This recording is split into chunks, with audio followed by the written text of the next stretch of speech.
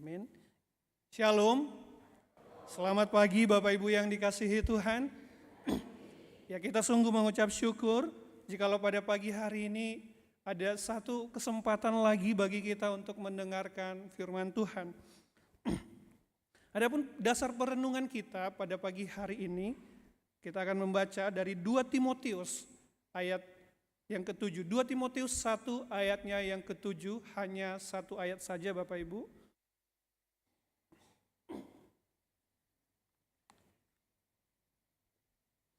2 Timotius 1 ayatnya yang ke-7. Mari kita membaca secara bersama-sama karena hanya satu ayat. 3, 2, 1. Sebab Allah memberikan kepada kita melainkan roh yang membangkitkan kekuatan, kasih, dan ketertiban. Sekali lagi Bapak Ibu kasih Tuhan. Sebab Allah memberikan kepada kita bukan roh ketakutan, melainkan roh yang membangkitkan kekuatan, kasih, dan ketertiban. Kalau kita membaca di dalam tafsiran terjemahan yang kedua, Bapak kasih Tuhan, TB2, ketertiban di sana itu diterjemahkan sebagai penguasaan diri. Ya Bapak Ibu kasih Tuhan, saya pikir Bapak Ibu setuju ya kalau saya mengatakan bahwa rasa takut itu melumpuhkan. Rasa takut itu seringkali melumpuhkan kita Bapak kasih Tuhan. Misalnya saja Bapak kasih Tuhan, suatu hari ada seseorang gitu ya, ia sedang berjalan sendirian di satu kegelapan gelap gulita. Nah kemudian ketika lagi dia berjalan gitu ya, tiba-tiba orang tersebut mendengar ada suara kaki, langkah kaki di belakangnya.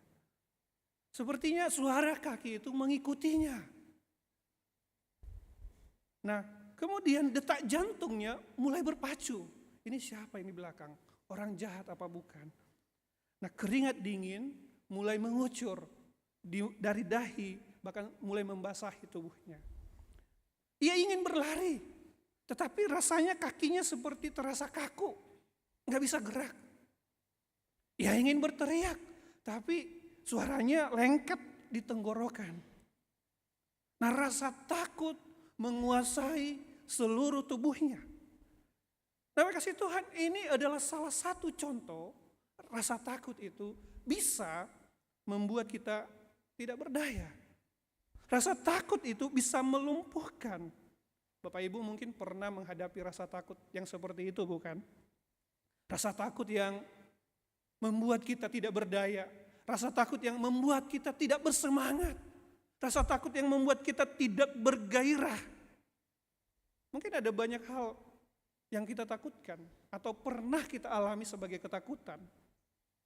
Kita mungkin menghadapi masa depan yang gak pasti, kita khawatir akan itu. Kita mungkin takut gagal. Kita takut untuk melayani. Mungkin juga kita takut untuk bersaksi bagi kemuliaan nama Tuhan. Kita takut memberitakan Injil kepada orang-orang yang belum percaya kepada Tuhan. Nah Bapak Ibu yang dikasihi Tuhan, jikalau kita memperhatikan konteks firman Tuhan pada pagi hari ini, kita akan menemukan ada satu situasi yang membuat seseorang bisa takut dan gentar. Anak muda di sini adalah Timotius. Dia sedang berhadapan dengan satu kondisi yang membuat ia gentar dan takut. Ia harus berhadapan dengan penganiayaan. Penganiayaan itu mengerikan Bapak Ibu.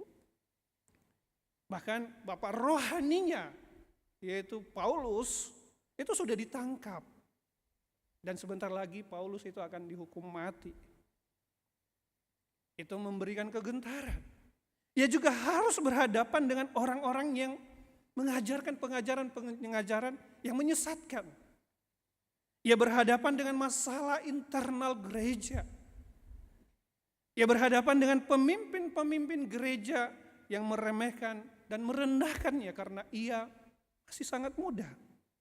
Semua kondisi-kondisi ini membuat orang muda ini yaitu Timotius takut dan gentar. Tetapi Paulus tahu Bapak Ibu bahwa rasa takut yang dihadapi orang muda ini atau Timotius ini hanya akan melumpuhkannya dan hanya akan membuat dia tidak melakukan apa-apa. Rasa takut itu akan membuat dia tidak berdaya. Rasa takut itu akan membuat dia kehilangan kegairahan untuk melayani, untuk bersaksi bagi Tuhan. Untuk itu Paulus mengingatkan Timotius, orang muda itu. Dan firman Tuhan ini juga mengingatkan kita bahwa Allah tidak pernah memberikan roh ketakutan di dalam hati dan pikiran kita. Allah tidak pernah memberikan roh ketakutan yang melumpuhkan kita sehingga kita tidak mau lagi menjadi orang Kristen misalnya. Sehingga kita tidak mau lagi menjadi umat Tuhan. Sehingga kita tidak mau lagi melayani Tuhan. Sehingga kita tidak mau lagi bersaksi bagi Tuhan. Tetapi sebaliknya, Tuhan memberikan lebih dari itu. Allah memberikan Roh Kudus tinggal, berdiam di dalam diri kita. Roh Kudus itu memampukan kita untuk melawan rasa takut. Roh Kudus itu memampukan kita untuk bersaksi bagi Dia. Roh Kudus itu memampukan kita untuk melayani Dia. Roh Kudus itu memampukan kita untuk hidup di dalam Dia, Bapak kasih Tuhan. Nah, kemampuan apa? Kita mungkin bertanya, kemampuan apa yang Tuhan berikan kepada kita untuk melawan rasa takut sehingga kita bisa hidup menjadi orang Kristen, sehingga kita hidup melayani Dia dan bersaksi bagi Tuhan. Yang pertama, Bapak kasih Tuhan, Roh Kudus itu memberikan kekuatan untuk melayani dan bersaksi bagi Dia. Bapak Ibu yang dikasihi Tuhan, ketakutan seringkali membuat kita merasa kecil dan tidak berdaya. Saat kita dihadapkan dengan tantangan dan ancaman, ada suara-suara negatif yang muncul mengiang di kepala kita. Suara itu mungkin berkata begini, kamu tidak mampu, kamu tidak cukup baik, kamu pasti gagal, kamu tidak berguna, kamu percuma melakukan segala sesuatu, nggak ada gunanya. Bapak Ibu yang dikasihi Tuhan, suara-suara ini seringkali adalah dipicu oleh iblis. Bertujuan membuat apa? Membuat kita ragu pada diri kita sendiri dan ragu terhadap pimpinan Tuhan. Suara-suara itu ingin membuat kita menyerah untuk hidup di dalam Tuhan. Membuat kita ingin menyerah melayani Tuhan. Membuat kita ingin menyerah untuk bersaksi bagi Dia. Untuk mengikuti Tuhan dengan sungguh-sungguh. Tetapi tahukah Bapak Ibu Saudara, sesungguhnya kita tidak sekerdil itu.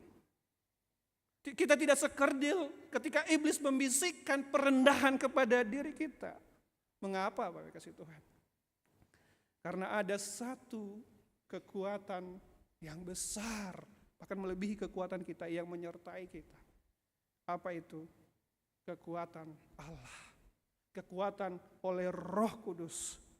Jadi jikalau kita merasa lemah dan merasa tak berdaya, ingatlah bahwa Allah memberikan kekuatan kepada kita melalui Roh-Nya yang kudus. Kata kekuatan di sana dalam bahasa aslinya itu dunamis, yang menunjukkan kekuatan yang aktif dan penuh energi. Kekuatan Roh ini bukan hanya memberikan kekuatan fisik, tetapi memberikan kekuatan rohani dan mental yang memungkinkan kita menghadapi segala sesuatu dengan keberanian dan keyakinan. Ketika kita menyadari bahwa ada kekuatan Roh Kudus yang Tuhan anugerahkan kepada kita, kita tidak perlu merasa kecil dan tidak berdaya. Karena dengan kekuatan Roh Kudus di dalam diri kita, kita akan mengatasi rasa takut itu. Ketika iblis berkata kepada kita, Bapak Ibu, kamu gak mampu, kamu gak bisa, kamu gak berdaya, kamu gak berguna, kamu hampa, kamu kosong. Kita dapat dengan tegas menjawab bahwa kita berguna, kita berharga, ada kuasa, Ada Roh Kudus dengan kuasa yang tak terbatas yang menyertai kita. Kita perlu mengingat ini bahwa kasih Tuhan di saat kita lemah dan tak berdaya. Kita tahu ada satu kuasa Roh Kudus yang menyertai dan memimpin kita. Baik kasih Tuhan, kita seringkali takut mungkin berbicara tentang iman. Tapi kita hari ini bisa belajar dari satu tokoh, yaitu Stefanus. Stefanus sesungguhnya adalah orang biasa seperti kita. Tetapi ia menjadi luar biasa karena Allah Roh Kudus memimpin dia. Ia adalah salah satu dari 7 diaken yang dipilih untuk melayani jemaat mula-mula. Yang membuat dia istimewa dan luar biasa adalah ia memiliki iman yang kuat. Ia memiliki kepenuhan Roh Kudus di dalam hidupnya. Roh Kudus memimpin dan menyertai dia. Suatu hari, Bapak kasih Tuhan, Stefanus ini berdiri di tengah kerumunan. Dia melakukan mujizat dan kemudian orang terkagum-kagum kepadanya. Namun enggak semua orang senang dengan mujizat dan tanda ajaib yang dilakukan.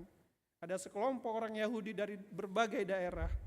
Mereka mendebat Stefanus ini.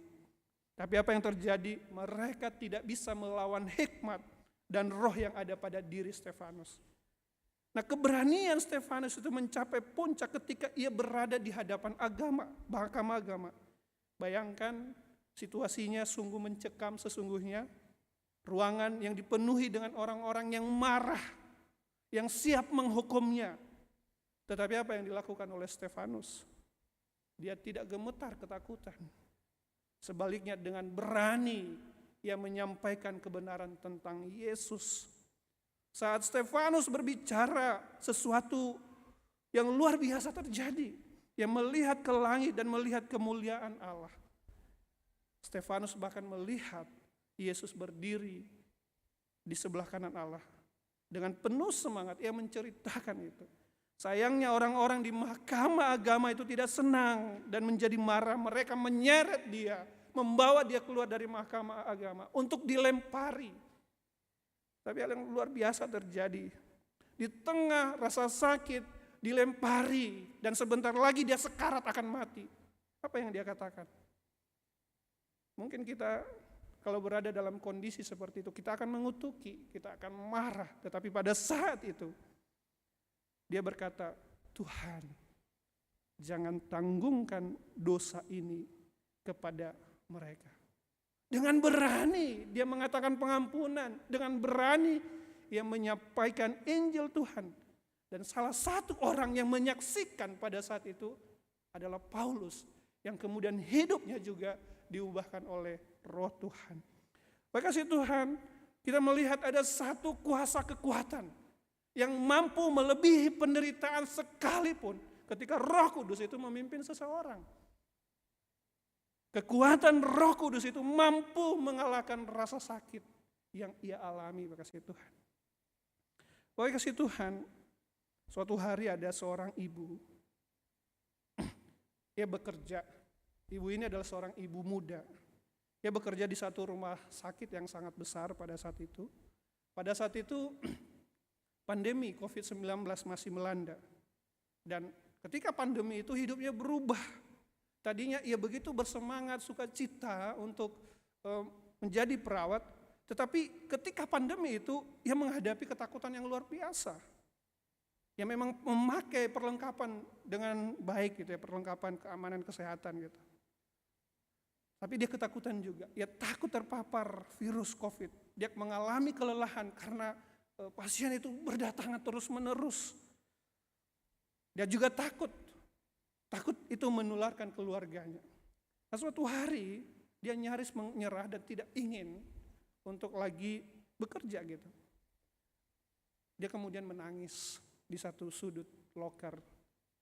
Tuhan, aku tidak sanggup lagi. Tuhan, aku rasanya ingin menyerah, aku lelah, aku ingin berhenti saja. Namun di tengah keputusasaan itu, dia ingat tentang kekuatan Roh Allah. Dia mulai berdoa, dia mulai mengganti doanya. Dia berdoa, Tuhan tolong, berikan kekuatan. Mampukan aku, kuatkan aku menghadapi kondisi ini. Keesokan harinya, dengan semangat yang baru, dengan tekad yang baru, ia kembali melayani. Tetapi sekarang dia tidak hanya melihat tugasnya itu sebagai pekerjaan, tetapi dia melihat tugasnya itu sebagai pelayanan bagi kemuliaan Tuhan. Dia kemudian mulai mendoakan. Pasien-pasien itu banyak sekali yang tidak bisa bertemu dengan keluarganya. Yang mendoakan mereka satu persatu. Bahkan ada satu momen yang sungguh menguatkan, yaitu ketika ada seorang pasien lansia sekarat karena COVID-19. Keluarganya tidak datang. Gak bisa datang memang karena protokol kesehatan. Tetapi ia dengan penuh belas kasihan mendoakan, membacakan mazmur, dan menyanyikan puji-pujian sampai orang itu menghembuskan nafas terakhir. Tindakan ini ternyata berdampak besar. Keluarganya sangat bersyukur dan melihat bahwa di saat-saat terakhir ada orang yang bersama dengan orang tua mereka. Meskipun mereka berduka, tetapi hati mereka terhibur juga karena hal itu. Dan rekan-rekannya juga kemudian melihat bahwa ada satu kekuatan. Dan mereka bertanya, kekuatan apa itu? Dan sejak itu, setiap kali mereka mau melayani bekerja, mereka berdoa bersama-sama, memohon kekuatan dari Tuhan. Bapak Ibu yang dikasihi Tuhan, pengalaman ibu muda ini menunjukkan bagaimana Roh Kudus itu memberikan kekuatan kepada kita. Ketika kita melayani, ketika kita bersaksi, bahkan ketika ada situasi-situasi yang menantang. Seperti Stefanus, bukan? Yang dipenuhi Roh Kudus dan mampu menghadapi ancaman. Ibu muda ini juga diberi kekuatan untuk menghadapi ketakutannya. Untuk itu kasih Tuhan, saya nggak tahu apa yang menjadi pergumulan kita hari ini, apa yang menjadi kekhawatiran kita dan ketakutan kita. Jikalau kita menghadapi ketakutan dan kekhawatiran, ingatlah bahwa ada Roh Kudus yang memberikan kekuatan kepada kita, yang memampukan kita untuk melewati berbagai hal. Apa yang bisa kita lakukan melalui firman Tuhan ini? Bapak kasih Tuhan, mari kita berkata, Roh Kudus penuhilah hatiku, entah kita mau bekerja, entah kita mau melayani, entah kita mau menyaksikan Tuhan. Roh Kudus penuhilah hatiku hari ini, supaya hari ini ketika aku bekerja, aku boleh menyaksikan Tuhan kepada pelangganku. Roh Kudus berikanlah aku keberanian untuk menyampaikan berita tentang kasih Tuhan kepada orang-orang yang ada di sekitarku. Itu yang pertama, kasih Tuhan. Yang kedua, Roh Kudus memberikan kasih untuk bersaksi. Tadi yang pertama, Roh Kudus memberikan kekuatan. Yang kedua, Roh Kudus memberikan kasih untuk melayani dan bersaksi. Bapak kasih Tuhan, ada satu kutipan yang mengatakan demikian. Kita bisa memberi tanpa mengasihi, tetapi kita tidak bisa mengasihi tanpa memberi. Artinya, ya orang bisa saja memberi tapi tidak ada kasih di dalamnya. Mungkin ada motivasi lain. Tetapi seorang yang mengasihi pasti dia akan memberi. Nah, saya ingin mengubah sedikit kata-kata itu.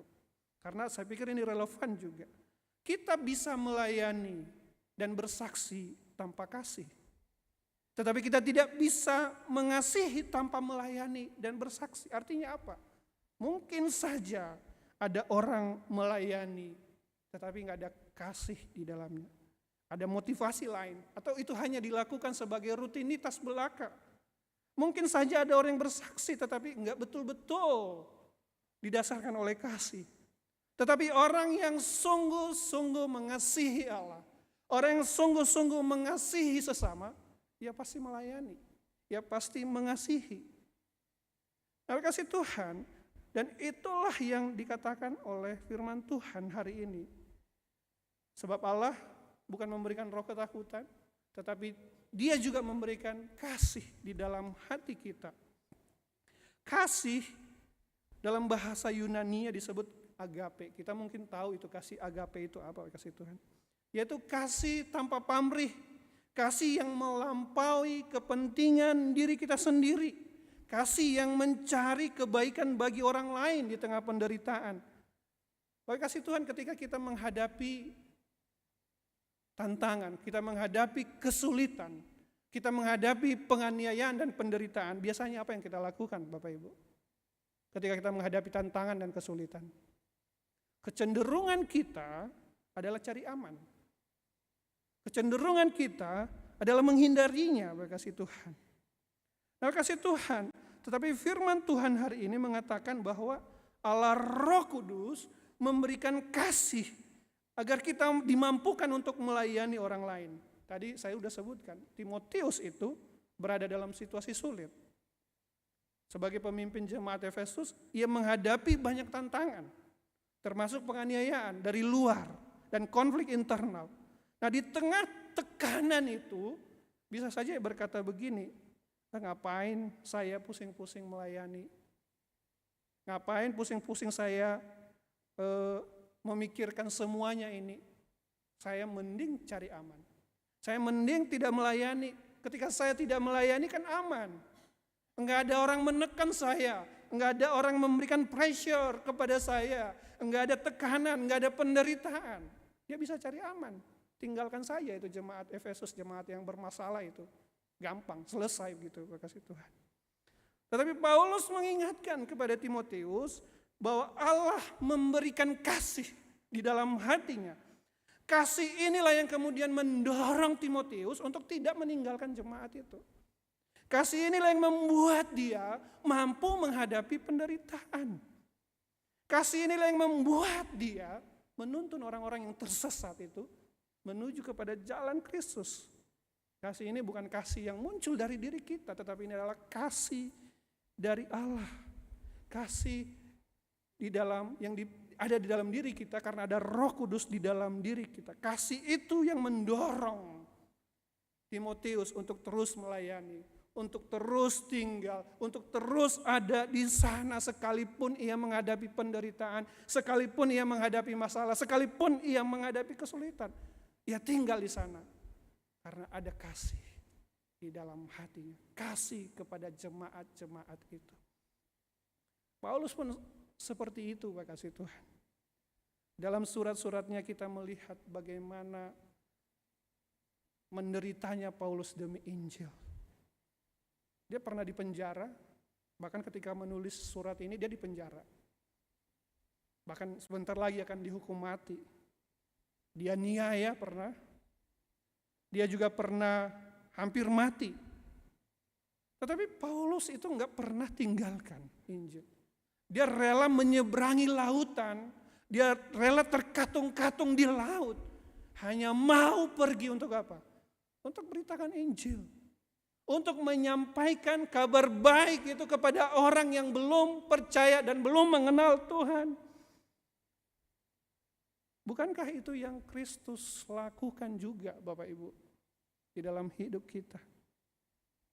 Ia rela turun ke dunia ini menjadi sama dengan manusia. Ia dilahirkan di kandang. Bahkan ia rela menderita. Ia rela diludahi. Ia rela mati di atas kayu salib. Mengapa kasih Tuhan? Untuk apa?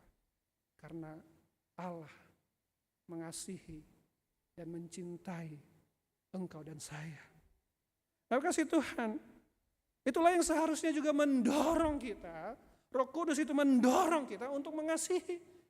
Kasih itulah yang membuat kita melayani Tuhan. Kasih itulah yang mendorong kita untuk mencintai dan mengasihi sesama. Bapak kasih Tuhan, pada tahun 1953 ada seorang yang bernama Chad Farah, dia seorang pendeta di London. Suatu hari dia terkejut karena mendengar seorang gadis muda yang mengakhiri hidupnya karena tidak punya tempat untuk menceritakan masalahnya. Hatinya bergejolak. Waduh, kenapa sih anak ini rela mau mati begitu saja begitu ya? Karena kasih, tergerak oleh kasih itu kemudian dia berpikir tidak seharusnya ada orang yang merasa sendirian di dunia ini. Akhirnya dia membuka sebuah layanan telepon di gerejanya pada saat itu.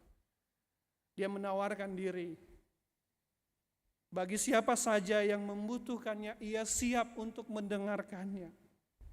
Dia berkata, jika Anda merasa tidak punya siapa-siapa, panggil saya, telepon saya akan datang, saya akan mendengarkan Anda. Dia tahu bahwa seringkali apa yang dibutuhkan orang lain bukanlah hal yang lain, tapi telinga yang mendengar dan hati yang peduli. Setiap kali telepon berdering, dia akan mengatakan dengan lembut, halo, saya Chad, saya di sini untuk mendengarkan Anda, apa yang bisa saya bantu? Dan dia kemudian mendengarkan dengan penuh perhatian, tanpa menghakimi, tanpa memberikan nasihat jikalau belum diminta.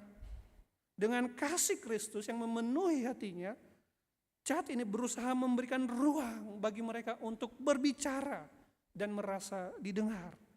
Suatu hari seorang pria menelpon dan berkata, saya merasa hidup saya tidak berharga lagi. Tetapi dengan kasih, Chad berkata, kasih Kristus begitu besar. Anda sangat berarti bagi Allah. Tuhan mengasihi Allah. Mari cerita di sini. Tindakan-tindakan sederhana itu memberikan pengharapan, memberikan kekuatan bagi orang-orang yang dia bantu. Kasih Kristus mengalir melalui Chad Farah ini. Tidak hanya menyelamatkan nyawa, tetapi juga membangun jembatan supaya orang mengenal dan percaya kepada Kristus. Bapak Ibu Saudara, Tuhan juga menginginkan kita menjadi alat kasih bagi orang-orang di sekitar kita. Mungkin ada orang yang belum kenal tetapi membutuhkan kita, datang, hampiri, berikan bantuan gitu. Mungkin ada orang yang berkata, aku butuh didengarkan. Ya dengarkan, bagi kasih Tuhan. Jangan ragu untuk berkata, saya di sini untuk mendengarkan Anda. Apa yang bisa saya bantu, apa yang bisa saya lakukan. Dengan kasih Kristus, itu akan membuat kita mengasihi, melayani, dan bersaksi dengan baik. Mari kita membuka hati kita, lihat. Ketika kita kehilangan semangat untuk berbagi, kita kehilangan semangat karena untuk melayani, ketika kita kehilangan semangat untuk bersaksi, jangan-jangan kita kehilangan hati atau kehilangan kasih di dalam hati kita. Ingat Bapak kasih Tuhan, Roh Kudus memberikan kasih. Kasih itu adalah kasih agape yang mementingkan, yang peduli, yang memperhatikan orang di sekitar kita. Kemudian yang ketiga, Roh Kudus memberikan ketertiban atau penguasaan diri untuk melayani dan bersaksi. Bapak Ibu kasih Tuhan, seringkali penderitaan dan kesulitan itu membuat dampak emosional di dalam hidup kita, bukan? Ketika kita mengalami rasa sakit, ketika kita mengalami kehilangan, ketika mengalami tekanan, emosi kita seringkali menjadi tidak stabil. Kita bisa menjadi labil, kita bisa menjadi seringkali terguncang. Situasi sulit membuat kita bisa kehilangan arah, membuat kita bisa putus asa. Dan keputusasaan itu, emosi yang tidak stabil itu, yang labil itu membuat kita untuk menyerah. Paulus juga mengalami penderitaan saat melayani. Kalau kita baca di dalam 2 Korintus 11 ayat 28 sampai 38, di sana kita bisa melihat bagaimana Paulus menggambarkan penderitaannya. Dia disiksa, pernah disiksa, dia dicambuk berkali-kali, dipukul dengan tongkat, terkatung-katung di laut, kelaparan, kehausan, di penjara, dan hampir mati berkali-kali. Namun, yang luar biasa, Paulus tidak pernah rusak mentalnya. Paulus tidak kehilangan kewarasannya. Saya pikir kalau ada orang yang mengalami ini, udah jadi mental issue gitu ya, mental health issue. Mentalnya terganggu, mentalnya tergoncang. Tetapi Paulus tidak demikian, terima kasih Tuhan. Paulus tidak kehilangan arah. Paulus tidak jadi putus asa. Dan ia juga ingin Timotius orang muda itu yang juga mengalami penderitaan, tantangan di dalam pelayanan. Dia seakan-akan mau mengatakan kepada Timotius, Timotius, jangan patah semangat karena penderitaan. Jangan patah semangat karena kesulitan di dalam pelayanan. Jangan patah semangat karena penginjilan. Jangan biarkan jiwamu tergoncang karena penderitaan. Aku pernah mengalami hal yang sama, tetapi aku tidak pernah mundur. Mentalku tidak rusak. Aku tidak kehilangan arah dan putus asa. Kita mungkin bertanya-tanya apa yang membuat Paulus begitu stabil. Jawabannya adalah karena Roh Kudus memberikan penguasaan diri atau ketertiban kepadanya. Dan inilah yang dia ingatkan juga kepada Timotius. Bahwa setiap orang percaya yang hidup di dalam pimpinan Roh Kudus diberikan ketertiban atau penguasaan diri. Kata ketertiban dalam bahasa Yunani yaitu sophronismos. Yang memiliki beberapa arti, disiplin, mengacu kepada pengendalian diri dan kemampuan untuk mengatur diri sendiri, pikiran yang sehat, memiliki pikiran yang jernih dan bijaksana, kewaspadaan menunjukkan sikap hati-hati dan penuh perhitungan.